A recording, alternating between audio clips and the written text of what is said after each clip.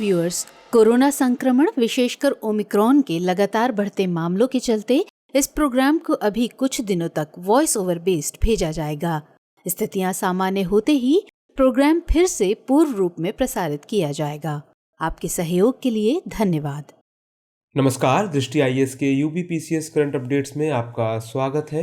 आज का पहला प्रश्न, प्रसिद्ध कथक नर्तक पंडित बिरजू महाराज का संबंध किस घराने से था?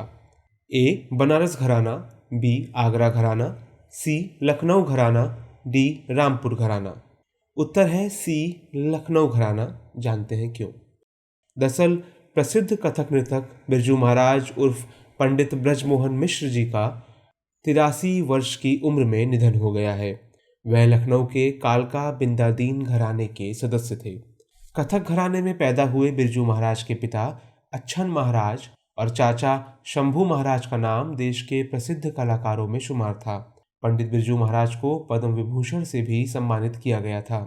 उन्हें संगीत नाटक अकादमी पुरस्कार और कालिदास सम्मान भी प्राप्त हुआ था। दूसरा प्रश्न, देश में सबसे युवा राज्य कौन सा है? ए. उत्तर प्रदेश, बी. बिहार, सी. महाराष्ट्र, डी. तमिलनाडु। उत्तर है ए. उत्तर प्रदेश। देश में उत्तर प्रदेश सबसे युवा राज्य है क्योंकि सर्वाधिक युवा उत्तर प्रदेश में निवास करते हैं। गौरतलब है कि स्वामी विवेकानंद की जयंती यानी 12 जनवरी को राष्ट्रीय युवा दिवस या नेशनल यूथ डे के रूप में मनाया जाता है।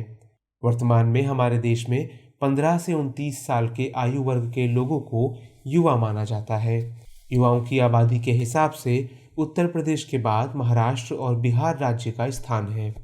औसत आयु के लिहाज से उत्तर प्रदेश और बिहार सबसे ज़्यादा युवा आबादी वाले राज्य हैं।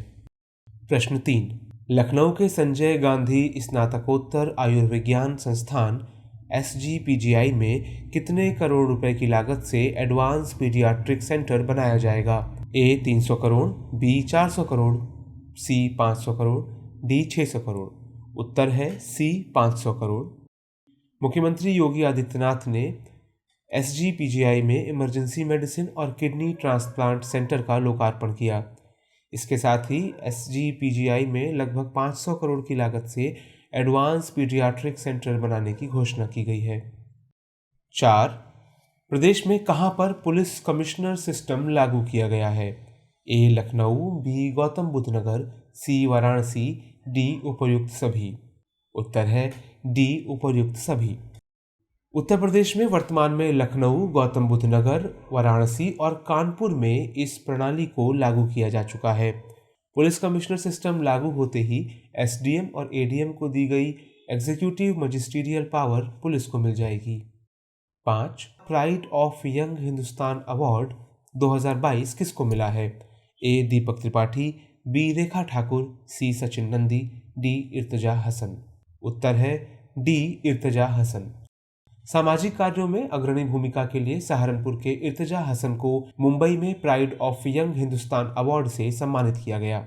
युवाओं की सामाजिक संस्था यंगिस्तान फाउंडेशन द्वारा देश भर के विभिन्न राज्यों से सामाजिक सेवाओं, चिकित्सा, शोध, अनुसंधान आदि के क्षेत्र में उत्कृष्ट कार्य करने वाले 30 युवाओं को यह पुरस्कार दिया जाता है। प्रश्न 6, KVIC के अध्यक्ष श्री विनय कुमार सक्सेना ने उत्तर प्रदेश में कहां पर देश की पहली mobile honey processing van launch की है? A. Ghaziabad, B. Banaras, C. Lucknow, D. Ayodhya. उत्तर है ए. गाजियाबाद। KVIC के अध्यक्ष श्री विनय कुमार सक्सेना ने उत्तर प्रदेश के गाजियाबाद के सिरौरा गांव में देश की पहली mobile honey processing van launch की। मोबाइल वैन का डिज़ाइन 15 लाख की लागत से बहुविषयक प्रशिक्षण केंद्र के रूप में तैयार किया गया। यह मोबाइल हनी प्रोसेसिंग यूनिट 8 घंटों में 300 किलोग्राम तक शहद का प्रसंस्करण कर सकती है। यह वैन जांच प्रयोगशाला से भी सुसज्जित है जो तत्काल शहद की गुणवत्ता की जांच कर सकती है। इस वैन का उद्देश्य मधुमक्खी पालकों को प्रशिक्षण देना, किसानों को मधुमक्खी के बक्से वितरित करना तथा गांवों के शिक्षित तथा बेरोजगार युवकों को मधुमक्खी पालन गतिविधियों के माध्यम से अतिरिक्त आय अर्जित करने में सहायता करना है। शहद उत्पादन के जरिए प्रधानमंत्री के मीठी क्रांति का विजन भी पूरा करना होगा। प्रश्न 7, 26वां all India federation cup carrom tournament 2021 कहाँ आयोजित हुआ है? A Lucknow, B Varanasi, C Jaunpur, D Gorakhpur. उत्तर है बी वाराणसी। दरअसल 26वां फेडरेशन कप कैरम प्रतियोगिता वाराणसी के जीवनदीप शिक्षण संस्थान में 25 से 28 दिसंबर के मध्य आयोजित हुई। इसमें भारत के विभिन्न राज्यों तथा महत्वपूर्ण संस्थानों जैसे reserve bank of India, CAG government of India, LIC, ONGC, Indian oil जैसे महत्वपूर्ण संस्थान से तकरीबन 230 खिलाड़ियों ने भाग लिया।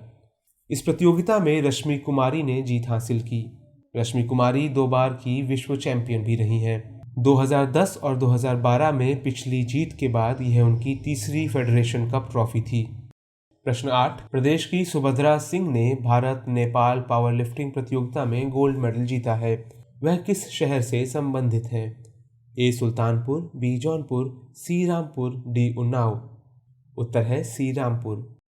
दरअसल रामपुर की सुभद्रा सिंह ने भारत नेपाल पावर लिफ्टिंग प्रतियोगिता में 125 किलोग्राम वजन उठाकर स्वर्ण पदक हासिल किया। इसके अलावा उन्होंने 2 अन्य वर्गों में भी रजत व कांस्य पदक हासिल किया है। भारतीय शक्ति खेल संघ द्वारा अंतर्राष्ट्रीय पावर लिफ्टिंग प्रतियोगिता नेपाल में 15 से 19 दिसंबर को आयोजित की गई थी। प्रश्न 9, हाल ही में उत्तर प्रदेश का मुख्य सचिव किसे नियुक्त किया गया है? ए दुर्गाशंकर मिश्र, बी निरंजन आर्य, सी सुधीर रंजन मोहंती, डी पी नरहरि। उत्तर है ए दुर्गाशंकर मिश्र।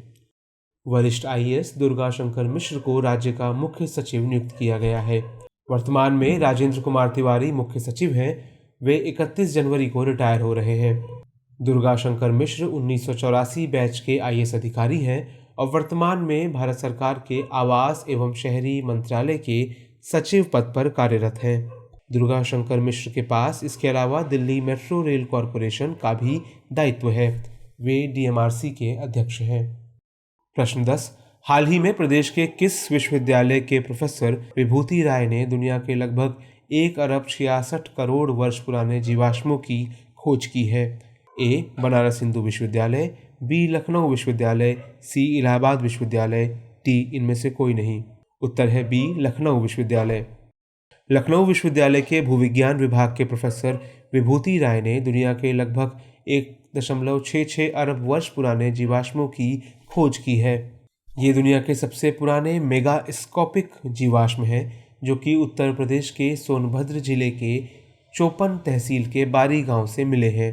3 साल इस पर काम करने के बाद उनका यह शोध international society of applied biology के जर्नल ऑफ अप्लाइड बायोसाइंसेज में प्रकाशित हुआ है। आज का अंतिम प्रश्न 11, निम्नलिखित में से कौन सुमेलित नहीं है? नृत्य और राज्यों की सूची दी गई है। नृत्य हैं भरतनाट्यम राज्य तमिलनाडु, कथकली केरल, कथक कर्नाटक, कुचिपुड़ी आंध्र प्रदेश। तो सही सुमेलित नहीं है विकल्प सी कथक। कथक कर्नाटक से नहीं बल्कि उत्तरी भारत से संबंधित है।